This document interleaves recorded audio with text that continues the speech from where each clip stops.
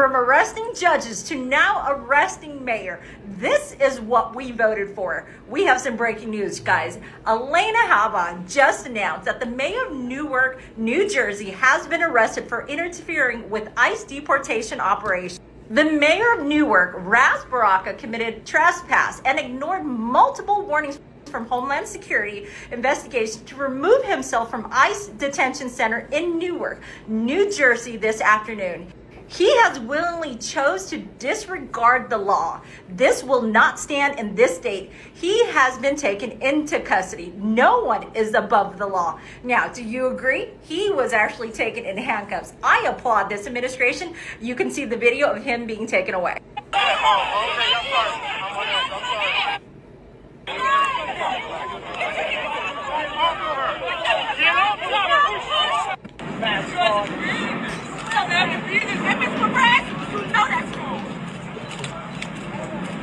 Mark my words. Trump is lining up a scapegoat for all of the backlash that's going to come because of these tariffs. 80% tariff on China seems right, up to Scott B. And Scott B is Scott Bessent, the Treasury Secretary. Trump is about to pin this whole tariff debacle on Scott Bessent. He is the sacrificial lamb.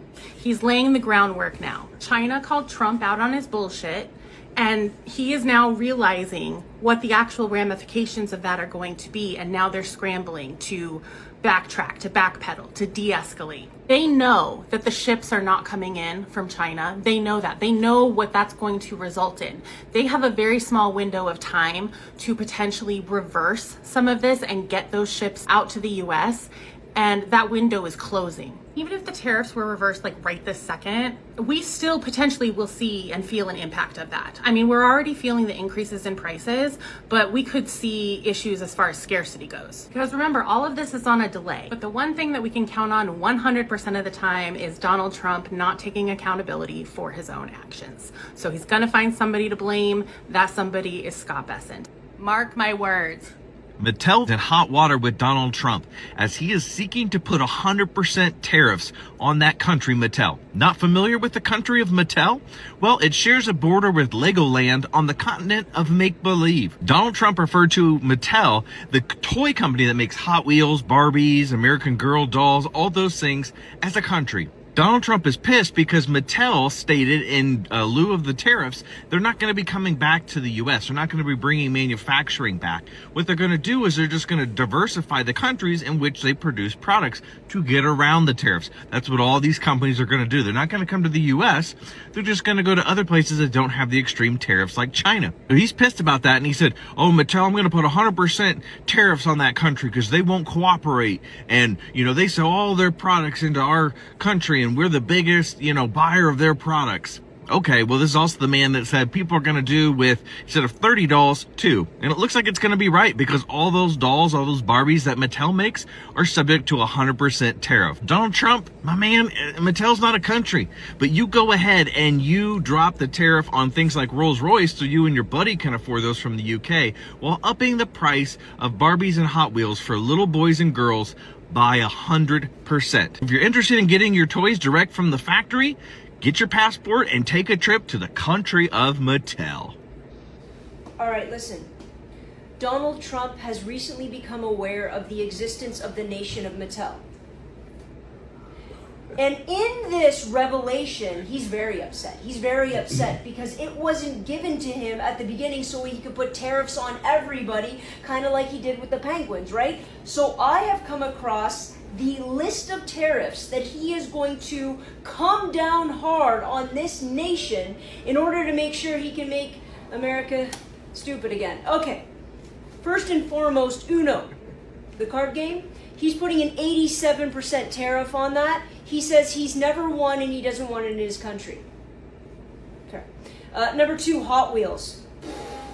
427% tariff on Hot Wheels. Why? Number 1, the kids need to get used to paying exorbitant costs for their cars because that's just the way it's going to be in the future. And he'd also like to add that they don't need 30 of them. They only need 2 Hot Wheels to have a good time. Number 3, Fisher Price.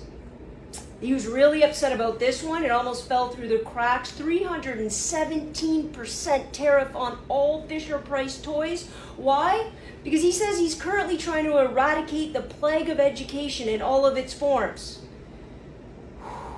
He-Man. This is interesting. He-Man, he's banning it outright because Donald Trump says he already has the power of Grayskull. All right, little people, you know, those little individual people that are about inspiration. 132% tariff on all little people. He abhors inspiration.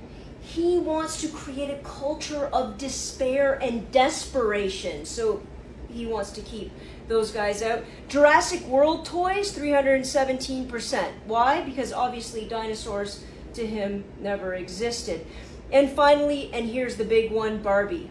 617% tariff on all Barbie dolls. There's going to be a flat-out ban on Barbies that are doctors, vets, astronauts, anything outside of the homemaking community. All of those ones will be greatly tariffed.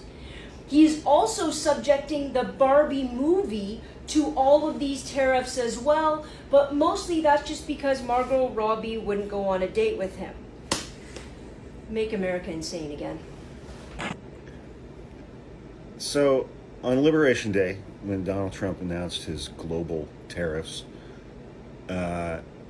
he said it was because all of the other countries of the world have been ripping off the United States for decades. We had massive trade deficits with all of these other countries. They've been ripping us off. They buy less from us than we buy from them. And which, that's not always a bad thing. You know, I heard one commentator say, yeah, I have a trade deficit with my grocery store. I go there every week and I buy things, and my grocery store never buys things from me.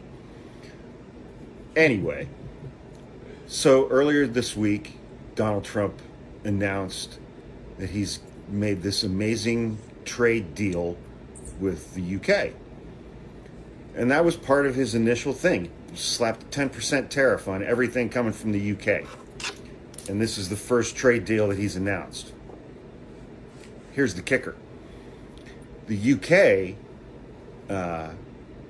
is one of the few countries with whom we did not have a trade deficit. Before Donald Trump's tariffs, we had a trade surplus with the UK of about $12 billion a year, which meant that they bought $12 billion a year worth of stuff from us than we bought from them. We had a $12 billion surplus with the UK. So there was absolutely no objective, rational reason to tariff them at all. But Donald Trump did it anyway. So now they've put tariffs on our stuff. And that $12 billion trade surplus that we had with the UK is probably going to evaporate under Donald Trump. He took the one major country on the planet with whom we had a several $billion trade surplus and wrecked that too for no logical, rational reason at all. None. Zip. Zero. Nada. He just torpedoed it because he doesn't understand anything about the world economy. He doesn't know what he's doing.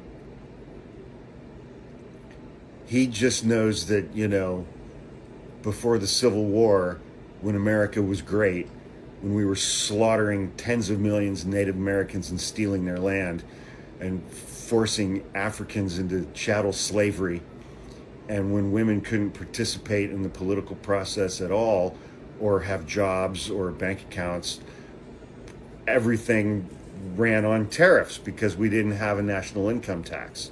And that's when America was great. pre-Civil War. Yeah. Cool.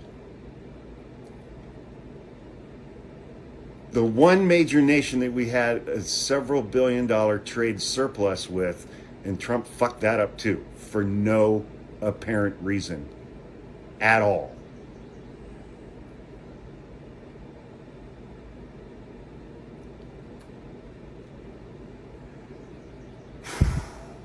Anyway, it's about 6:30 p.m. On Friday, and the weekend is here. I'm sure you can tell from the ambient light that it's a beautiful sunny evening here in the North Bay. We had a high of over 80 degrees here today, which anything above 78 I find to be distasteful, but it was nice. It was a beautiful spring day. I live in the Bay Area because I don't like heat. But, you know, what are you going to do? So I hope everybody has an absolutely amazing, fun, and safe weekend. All right? It's Mother's Day. So, you know, be nice to your mother, unless there's, you know, generational trauma and she's a narcissist with bipolar disorder. Then, you know, whatever you got to do to get by. All right. Have an amazing weekend, everybody.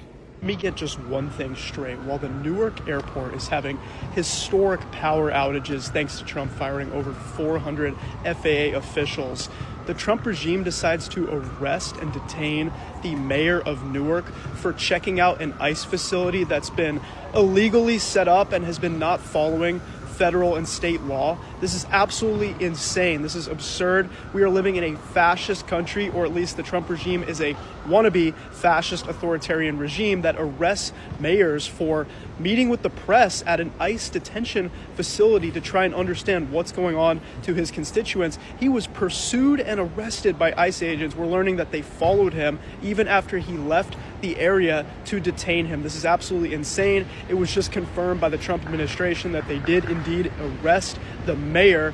What a nightmare world we're living in right now. Maybe instead of arresting the mayor of Newark, we should be arresting the members of the Trump regime, including the pig at the top who decided it was a smart idea to fire 400 FAA personnel because of DEI and woke. What a load of bullshit. One of the things that I think we all need to like keep in mind is that shit's not gonna go back to normal after he's done with whatever the fuck he's doing in the Oval Office.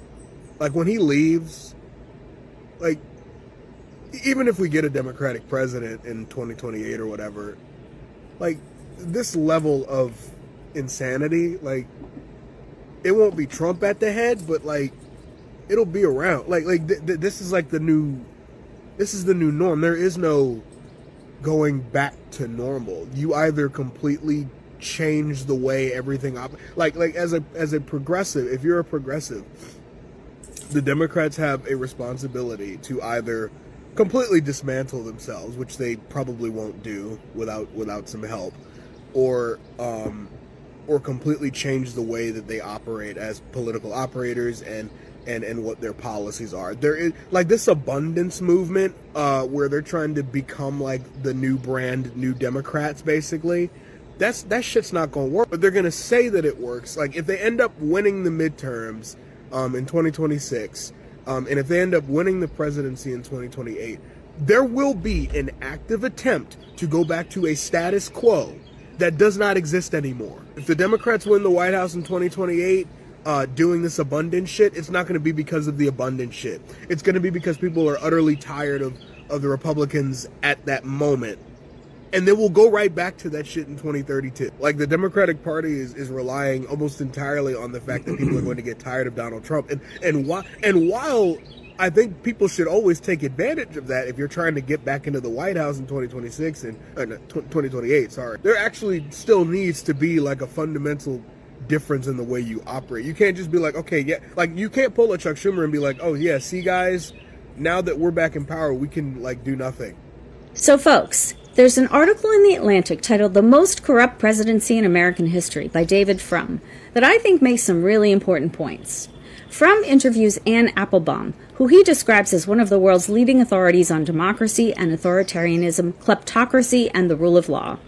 From groups the horrible things Trump is doing under several headers: attacks on due process for disfavored people, impunity for favored people, i.e. pardons, foreign policy that attacks allies and aligns with dictators, economy restructured to empower the state and allow the state to dispense favors, attacks on science, medicine, and objective sources of information, and enrichment by the president, his family, and friends, which Frum says is the binding agency that unites all the others. Frum invites Applebaum to discuss this blatant corruption and how it follows the authoritarian regime playbook. Here's what Applebaum says. If you look around the world, if you look at what links modern dictators, they all share an interest in stealing and hiding money and in helping one another evade the sanctions that have been set up to prevent them from doing that, and in perpetuating not just their own power, but their own wealth. There is now a set of systems that exist, some of which are facilitated by the Western financial world, by the offshore banking havens that we've created, and the shell company system that we've created that helps people hide money. But it's the one thing that they all have in common, and it's the one thing that they all pursue. And so the fact that the Trump administration is moving so quickly in a kleptocratic direction and beginning to eliminate one by one all kinds of norms, defying all kinds of laws, changing existing laws to enable theft, essentially, and to enable corruption, should really alarm us, because this is very often what precedes a broader crackdown on civil society. Wherever you see a regime that is rapidly accumulating money and is rapidly enriching itself, you will see some kind of resistance movement and some kind of crackdown afterwards. And that's, I suppose, why I'm so concerned about it. Applebaum says there are about 4 things happening. One is violations of the Emoluments Clause of the Constitution. This is essentially the clause that says the U.S. president isn't supposed to benefit in any way from relationships with foreigners. She talks about the Saudi-sponsored golf tournament at Trump's property, because why would the Saudis be there if not to influence foreign policy? Then there's conflicts of interest, like Elon and the Doge trolls. Applebaum says Elon can determine government policy towards his own companies. He can direct money to his companies and eliminate regulations on his companies if he wants to. She also points to legal shenanigans, like how Pam Bondi has stopped enforcing laws that forbid U.S. entities from bribing companies abroad and force the owners of shell companies and anonymous properties to register their names, so that when someone bought, for example, an apartment in a Trump building, we would know who the real owner was. And of course, Applebaum talks about the outright corruption and the ultimate grift, the cryptocurrency. She says we have no clear way to keep track of it. We don't know the exact relationship between those investors and decisions made by the Treasury Department or the Justice Department. And it is, again, corruption and self-dealing on a scale that we've never seen in American history. She also reminds us that, presumably, the body that would be responsible for enforcing corruption laws against the president is the Department of Justice. And the Department of Justice in this administration is fully controlled by the president. Good times. What I found most interesting in this exchange is that it really answers the question as to why Trump needs to tear everything down. Frum says there are actually statutes on the books that say you're not supposed to do this, and there are broken but still present parts of the bureaucracy that are theoretically supposed to enforce these laws against you. So you need, for self-preservation, one by one to shut them down. And that is the linking point between Donald Trump's repressive agenda and his corruption agenda. The corruption agenda is possibly legally dangerous, unless you break, also, all the rest of the state. And Anne, of course, agrees. She says he's going to have to break a lot of institutions. He's seeking to break the Department of Justice right now. He will have to break the FBI. He may eventually have to break the federal judicial bench. He will have to either defy all those people or find some way of getting around them, or find some way of intimidating them if he's going to continue. Plus, anybody whose job is transparency, including journalists, investigative groups, those transparency bodies, those legal bodies, all of them, will have to be somehow pushed out of the way if this accumulation of funds is to continue. And that's all it boils down to, folks. Trump wants money. And once he and all the schneedles around him have broken all kinds of laws to get it, they're going to have to keep breaking them to keep it. Well, Trump and company, I hope you have the day you deserve. Yeah. Let's talk about something crazy that just happened here in New Jersey. Let's say you're the mayor of the largest city in the state. Not big for American cities, but still more than 300,000 people. ICE decides to build a facility, or a contractor builds a facility within the borders of your city. You're already investigating them for safety and construction violations. So much so that there's a lawsuit. And then you show up with other lawmakers, congresspeople, who are looking to do an oversight inspection. The gates open. You walk in. You could say you rush in, but the gates open and a van full of detainees goes in. You follow it. Do you expect to get arrested? Well, that's just what happened to Mayor Ras Baraka of Newark, New Jersey. He's also a candidate for governor. He's a gentleman I know personally. He's a stand-up guy. I have a connection to the Baraka family. His father was a professor where I went to college, and I took one of his courses. You could say they're on the radical side of the Democratic Party. I might say that. But he's been an effective mayor, and people come into your city and they're doing stuff you don't like. The law's on your side. You're allowed to do things like this. Do you expect to get arrested? Nope. Do you expect federal agents to arrest you inside your own city when their facility is violating your city's laws? Nope. But that's what we're seeing. That's what has happened today. Will there be more details? Sure. Will there be some sort of charges? Perhaps. Will they just release them? Well, let's hope so. But this is a confrontation we thought we would see when we found out that Alina Habba, also known as the parking lot lawyer, was appointed as U.S. Attorney for New Jersey. Maybe these guys picked this fight, and maybe we're going to find out how capable of a lawyer Alina Habba is. It all remains to be seen. But man, oh man, what a crazy time to be alive. Keep the faith, keep resisting. We're going to get through this. Everyone, Rebecca would like us to know something. Rebecca is a MAGA voter, okay? So listen carefully to what Rebecca has to say. Bex, what you got for us?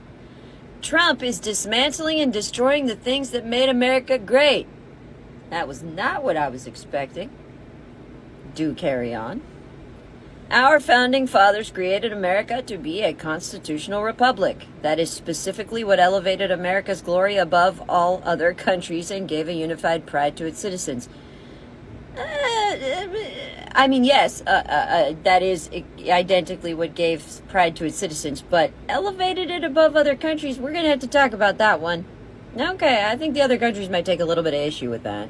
I can't support anything that Trump has done or is doing because now I understand that his agenda is self-serving. Becky!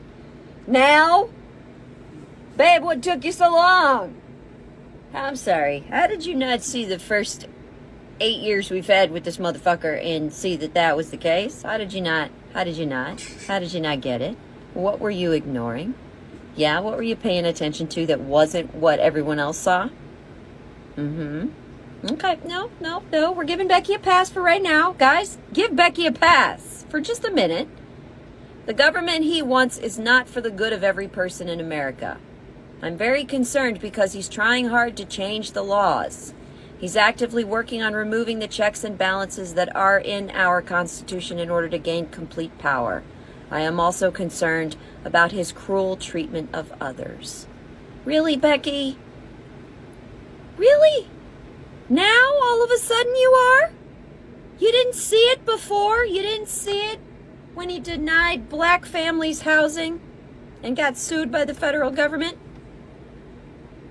You didn't see it when he sexually assaulted his ex-wife? You didn't see it when he sexually assaulted some other folks that sued him over it? You didn't see the fraud cases or the fact that he took documents home. You didn't see all that. What were you looking at, babe? Becky? Rebecca? Listen, Rebecca is an ancient name. It's a Hebrew name, in fact. It means to tie things together, to knit them up, to sew it up, to stitch it together. Becky, I'm going to need you to live up to your name for me, okay? Trump wants to be a great global leader, but he lacks the true strength to be a great leader. Agreed, Becky. He's arrogant and has no compassion for people. Agreed again, Becky. He refuses to take responsibility for things he has done wrong. Absolutely. Bex, we're on the same fucking page. Instead, he casts the blame on someone else. Absolutely, Becky. So here's what I'm going to need you to tell me. Why did you not see that before? Whatever it was that kept you from seeing it, I'm going to need you to tell us, Becky. Why? Because we need to know what the fuck that thing is so we can destroy it in the rest of you fucks. Just asking for friends, you know how it is. I voted for him, she says, but I'm very worried now. Trump is ruining our economy. He's too irrational and radical in his actions for anyone with a brain to ignore. Becky, we agree. But what I'm getting at here is, what took you so long and why did you choose to ignore all the red flags we saw? What was it, babes, that made you ignore it? Well, we're going to get there. We are going to get there. Listen. It is him and him alone who is crashing our economy. Thank you, Becky. Rebecca King from Eustis, Texas. Oh, there it is. Someone with a name like Rebecca King from Eustis, Texas. Texas, babe, Texas. Texas is a red state. What do we know about people from Texas? They don't like brown folks. That's the overwhelming thing I've gotten out of Texas. They want to be known for other things, like, you know, everything's bigger in Texas, right? Then they need to put that out there. And the two things I know about Texas are everything's bigger there and they're racist, okay? You don't want to be known that way. Don't act that way. Rebecca King, why did you ignore the red flags, babe? I'm going to need you to sit with that. Because I'm going to go out on a limb here and suggest that maybe it's because you thought he'd only hurt brown people. Okay. All right. I'm going to go. You have a day, Becca. So the Trump administration is considering suspending the writ of habeas corpus. That means they can arrest you and there is nothing you can do. No court, no challenge, no nothing. You basically have zero rights. They can take you and there's no recourse. And understand something, they can do this to anybody, any single person. Yeah, they'll say it's for immigrants. It's not. It's not.